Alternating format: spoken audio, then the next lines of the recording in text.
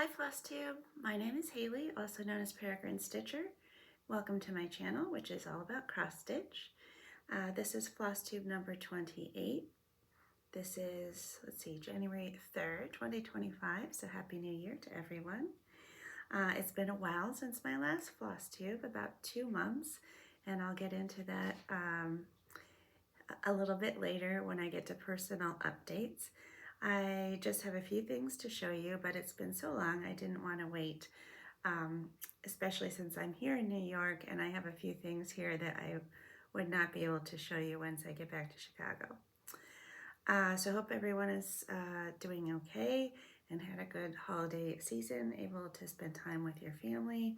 It's been a pretty rough start to 2025, I have to say, but you know, we just have to be there for each other and move forward.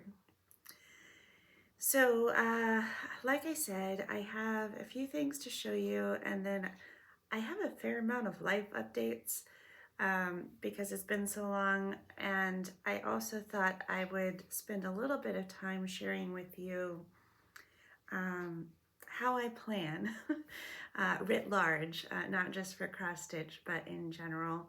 I find cross stitchers are pretty good planners, and it's another one of my, I guess, hobbies.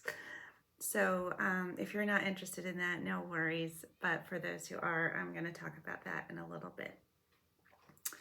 Okay, the first thing I wanted to show you, this has been finished for a while, but I wasn't able to show it to you because I was in Chicago. But this is my framed saltbox stitchers by Plum Street. This is on 32 count raw linen, and I used floss from Stash. I just got kind of a rustic wood frame, nothing fancy. I just love the way this turned out. It looks great. I have it hanging by my front door. And I think they all just look really good together. This was a sal that was run by Lauren, a New Hampshire stitcher. So thanks, Lauren, for inspiring me to keep going with this and finish it. I'm so happy with the results. So I don't know, I'll try to get in a little bit so you can see there. Spring at the top, and then summer, fall, and winter. But I just love how they look all together. So yeah, I'm excited about that one. Okay, I have 2 finishes, one small one and one big one. If any of you follow me on Instagram, you know what that is. But I've been in New York for a couple weeks now and I was starting to miss Chicago. So I decided to finish Pretty Little Chicago by Satsuma Street. It was pretty close actually, but here it is. I did this on, a 32 count even weave, again with floss from Stash. And this was so much fun. It's just, it has all the iconic sites from Chicago. It just, it really makes me a little bit nostalgic. And I just love the way it turned out. It's so colorful. It was a lot of fun to work on after sort of some of the more monochromatic pieces I've been working on. So yeah, this is a gift for a friend of mine who lives in Chicago, who loves it as much as I do. I don't know, she may have to move, and so I wanted her to have a little memory to keep with her. Okay, so my big finish is, I finally finished the 2023 Reaching Skyward Modern Folk Embroidery Sal. Gosh, this took forever. And that is my own fault because I left like a huge part of the border till the very end. And so it was not tremendously fun at the very end, but we got it done. So here it is. Let's see. It's big. Yeah, It's so amazing. I just, you know, you have to see it in person, I think, to really appreciate it. But I can't wait to get this framed. I'm not sure where I'm going to end up hanging it. But this is done on, I'm so excited, 40 count albarium by Cedar River Linens, and I used Roxy Floss Co Floss in Uncle Fester and Sageish, so a dark, dark blue and then a variegated sage green, which I think gives it a lot of depth. So yay! And thank you to Anne-Marie Andrews. She finished hers not too long ago as well. So I just love that about the cross-stitching community, that we can all be encouraging each other to finish these huge projects. They're challenging. So this actually is going to free up a lot of my time, quite frankly, because I was spending a lot of time on this recently to try to get it over the finish line. So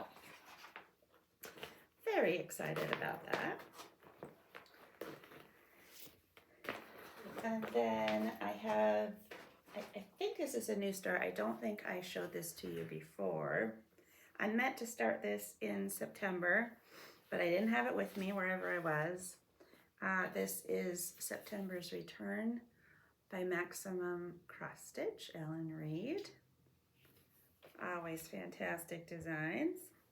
And I just, I bought the kit, so it came in this bag from Evertotes, which is beautiful and very reminiscent of the design. And here's what I've done.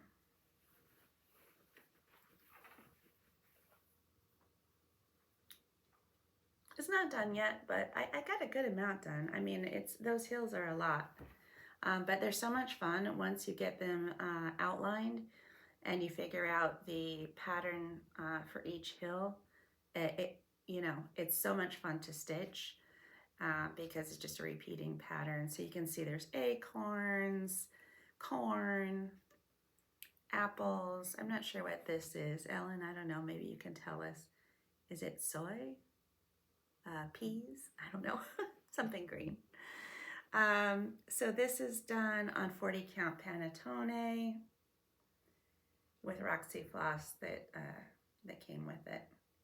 So much fun. Obviously designed by a stitcher because it's just been a real joy to work on. So I will continue on that one. And then I think I did a little on this since I last saw you. I'm not entirely sure, so forgive me if I already showed you this, but this is Mary 395 by Hands Across the Sea. I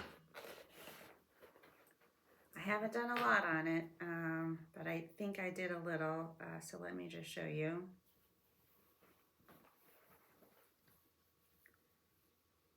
Yeah. So I started this little carriage over here. That's literally all I did, is this right here. And then you can see this big thread hanging off because I think I counted wrong and I got frustrated. And I was like, I'm not going to deal with you right now. So I will get her back out though, and I will fix it. This one is pretty forgiving. You know, it's so big that you're gonna make mistakes with it. So I'm not that worried. And there are other places that you can kind of make up the space if you need to. Let's see here. So yeah, so that's actually all of the stitching I've done in the last 2 months, which is really unusual for me. But I'm gonna go to personal updates now, so if you're not interested, that's fine. But I did finally figure out why. I know in my last Flosstube I mentioned I was really, really tired.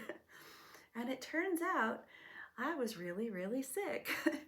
And I've had this issue in the past, but it has flared up again. So I have anemia, and apparently my hemoglobin levels had dropped really, really low, like dangerously low, to near fatal levels. Um, so that is why, you know, I was not able to do much because I did not have enough oxygen getting to all of my organs so that they could function properly. Now, mind you, I was working full time, but then I would just come home and like stare out the window and go to bed at 6:30 and sleep all night until I had to get up and go again. So typically I do most of my stitching at night, um, but I wasn't waking up. So I've been to the doctor, and so we are getting on top of that, and I'm starting to feel better. So, you know, that's a real wake-up call for me. I gotta take better care of myself. I've been eating a lot of steak, which I don't even like because I used to be a vegetarian, but I'm goal-oriented, and I know there are other iron-rich foods, but which I am also eating, you know.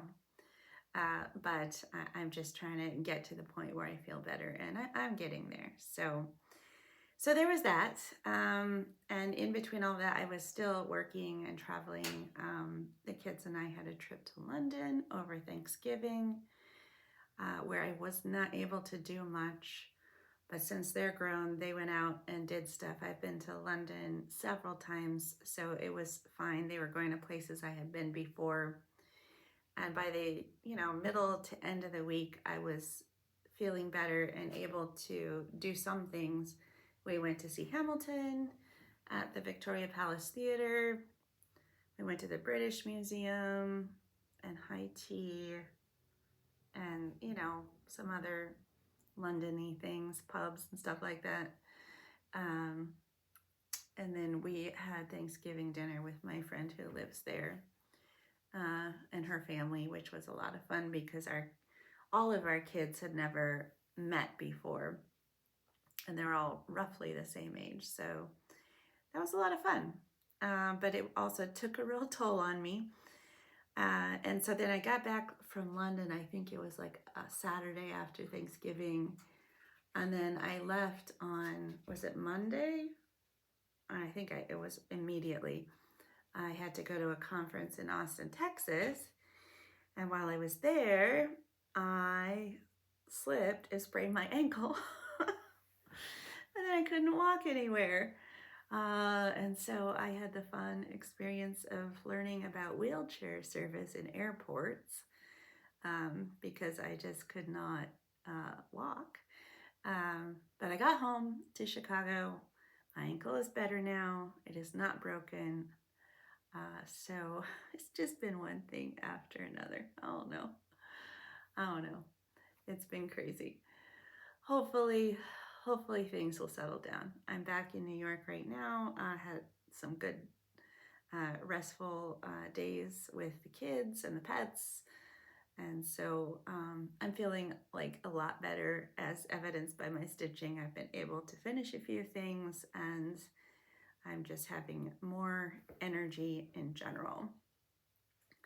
Let's see here. So I wanted to talk a little bit about planning. And not just cross-stitch planning, but planning overall, and just sort of how I have handled it.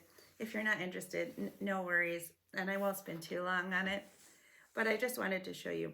So another one of my hobbies has been bullet journaling. So bullet journaling is where you get a book like this, which is just like, it's a blank book. I get the ones with little dots in them. And you make it whatever you want.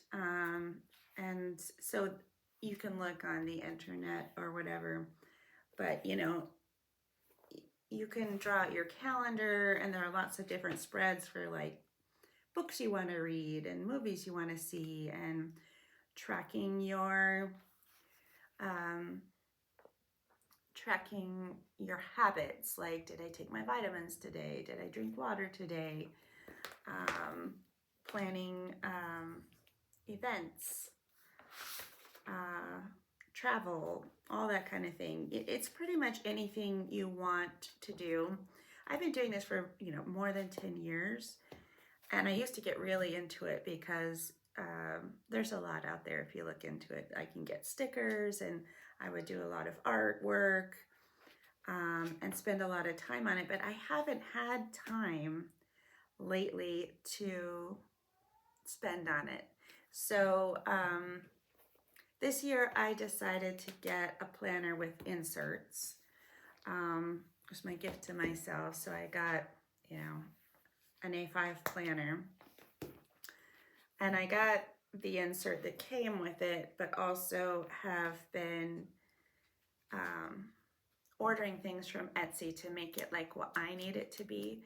So I have a particular system that I use every year that I find to be really effective. So there's this thing called Year Compass.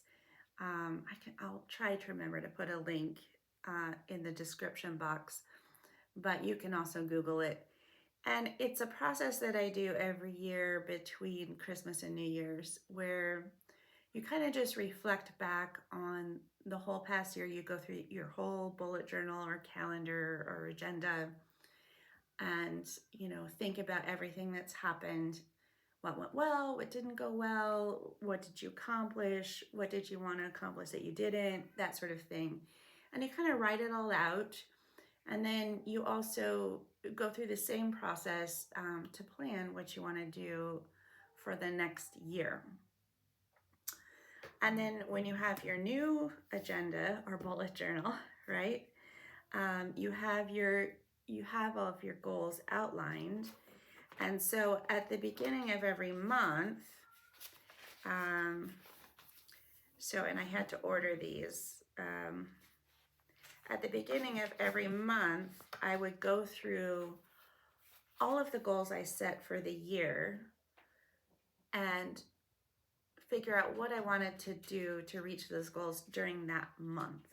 And I would write them down. And you have to be reasonable, right? Because you can't do everything all the time. You have to put it in bite-sized chunks.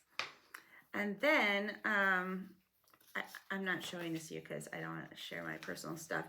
But on Sunday mornings, I look at everything I want to accomplish for the month, and I map out what I want to do that week to move towards my goals. And these are different than to-do lists, right?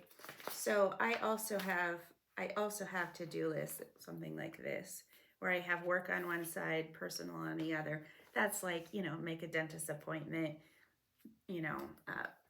turn in this presentation, like that sort of thing. This is more like, what do you want to accomplish in life? Like,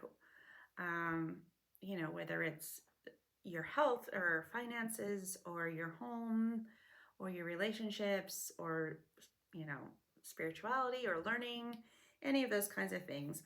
And you sort of just pick out what you want to do for that week. Again, something very manageable based on how you're feeling, right? And I really have to take that into account. And I map it out for the week.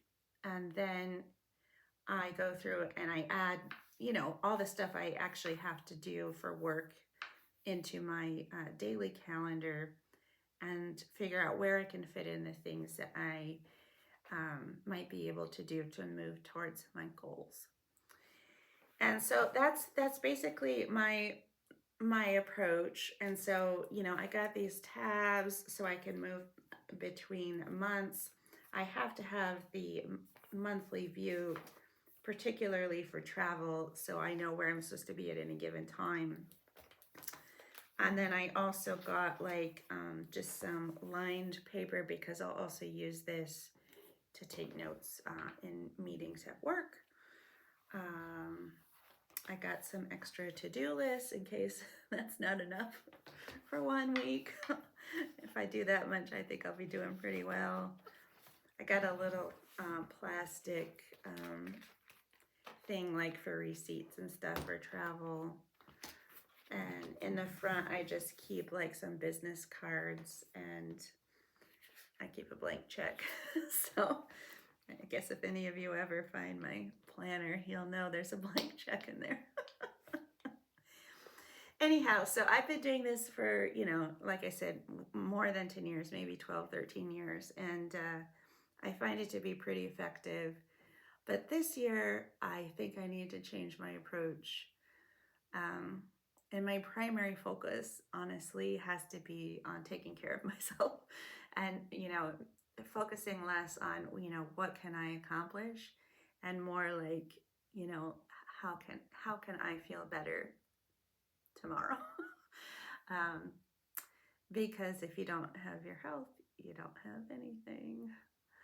So anyhow, I don't know if you found that helpful or interesting. If you want more information about the year compass system, I'm happy to answer any questions you might have, or you can just check it out. I don't do the whole thing. Like, some of the questions are a little strange, but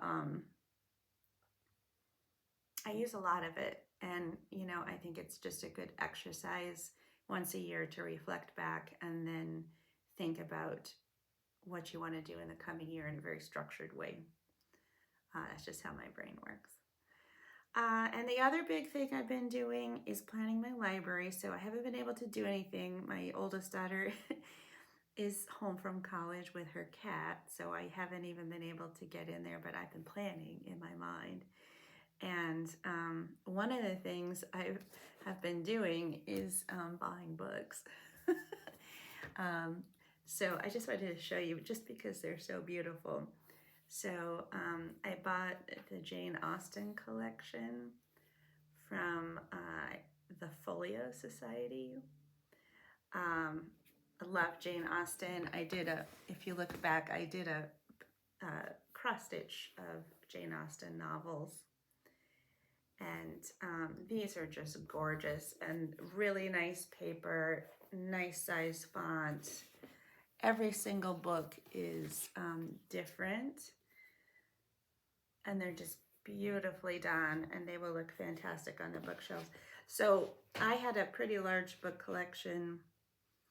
I've always been a voracious reader, but when I first got married, we moved into our first starter home, which is a real fixer-upper, I tell you that much.